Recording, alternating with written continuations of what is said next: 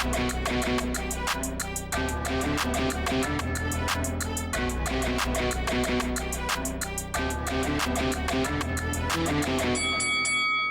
guys, welcome to Boxing Squared for boxing news and views from around the internet.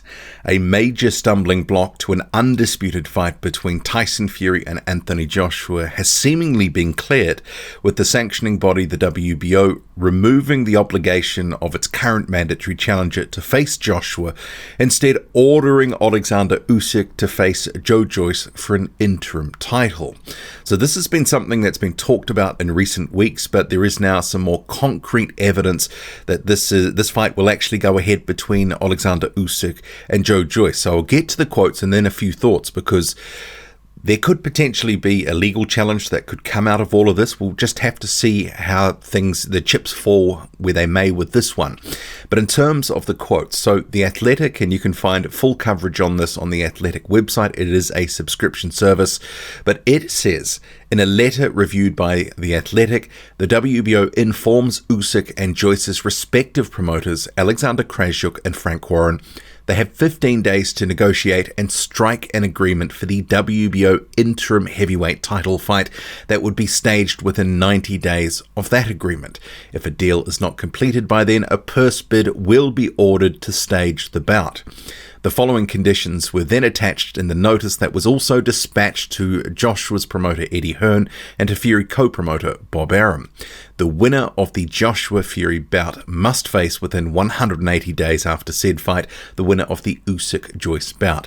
Non-compliance with this condition will result in the WBO World Heavyweight Championship title being declared vacant, with the interim heavyweight champion being elevated to WBO World Champion status, read the letter authored by WBO attorney Luis Baptista Salas.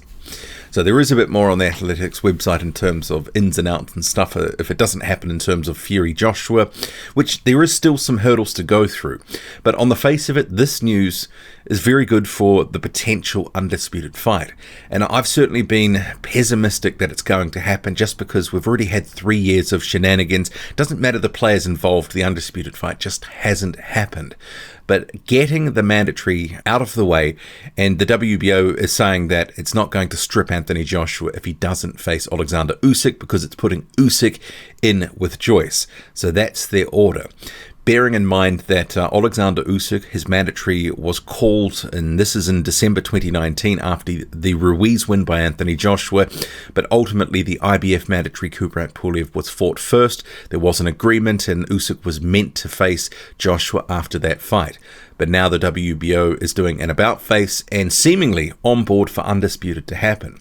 But because of the WBO mandatory being called previously, and Usyk having said that he wants to hold the line, that he wants to have that fight next, come hell or high water, potentially we could see some legal action, a challenge of sorts, because Oleksandr Usyk, he was meant to have an immediate shot against Anthony Joshua due to his cruiserweight status. So because of that status, he was able to call for that fight once he came up the next division. After the Chaz Witherspoon fight, he said, okay, I want that fight. And that was when he became the WBO mandatory a month or two later, whatever it was at the time. So since then, mid 2019, I should say, Oleksandr Usyk has been the WBO mandatory, there or thereabouts. So we're talking about the best part of a year and a half or so at this point. So there is the bones, you could say, that Oleksandr Usyk and his management, Oleksandr Usyk, potentially they could take and challenge this in court. So that does remain a possibility. And there are other things. This wasn't the only barrier to an undisputed fight, but obviously the WBO doing an about-face and actually making this for this WBO interim title. It's one of the major hurdles cleared. The others being there is some mediation between Deontay Wilder and Tyson Fury.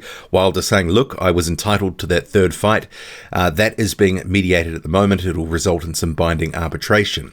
And the thing is, don't believe some of the stuff you heard online. It has not concluded. There's been all sorts of stuff said, but it is still ongoing. So until that is actually, there's an announcement about that, and not just sort of promoters like Bob Arum sort of chapping their lips about it. Until there is something concrete that we know is happening with that, consider that to still be a live issue. It could get in the way of Undisputed. And of course, we have other sort of, I'll call it internal issues with broadcasting, sites, also contracts. And there is some news just in the last day or two that have previously reported on that contracts. Eddie Hearn hopes to have them signed in a couple of weeks. But, do remember, we've been here before. A couple of years ago, contracts on both sides, and most of it was worked out.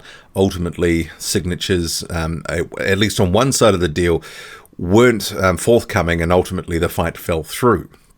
So there's still some water to flow under the bridge, and they are talking sort of June, and remembering it's the end of January at the time of this video. Not a whole lot of lead-in time to promote the fight. You'd really want to be sort of getting it announced in the next month, and then having sort of 3 months build-up, something like that. So, we are starting to get to a little bit of the sort of tight end of the, ideal situation to get it announced at a certain point. So we'll have to see. In broadcasting and other issues, the site, we don't know all the, goings on with that sort of stuff behind the scenes. Could be a bit more trickier than it's sort of we're led to believe. There's certainly a wave of sentiment from the promoters that this is all going to happen, this is all going to happen. But we have heard it before. And with this stuff, Hearn has sort of said, at least on his timeline, the contract and the site in terms of those being decided, there's going to be a bit of a sort of staggering. Contracts might take a few weeks, might be a bit longer in terms of getting a site deal and, being able to officially announce something. So, there is water to go under the bridge here. And I have been on the pessimistic end of the, this sort of thing because we've been burnt before. But I do want to note this WBO story because it is positive, but I guess it is open to legal challenge as well. Oleksandr Usyk and his team may actually go, well, hang on, we were promised certain things and now you're changing your tune. And why would they change the tune? Well, one, there's an undisputed fight, but two, their real motivation as a sanctioning body is to clip the biggest sanctioning fees possible, because effectively that's, how they exist. Getting those big money tickets from these big fights.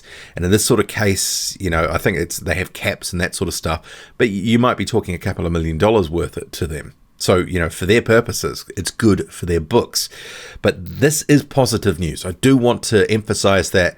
And I have been, I guess, some sort of negative Nelly on this whole thing, because until it is done, I'm not going to quite be saying it's happening. But I think this is a positive signal and a move in the right direction.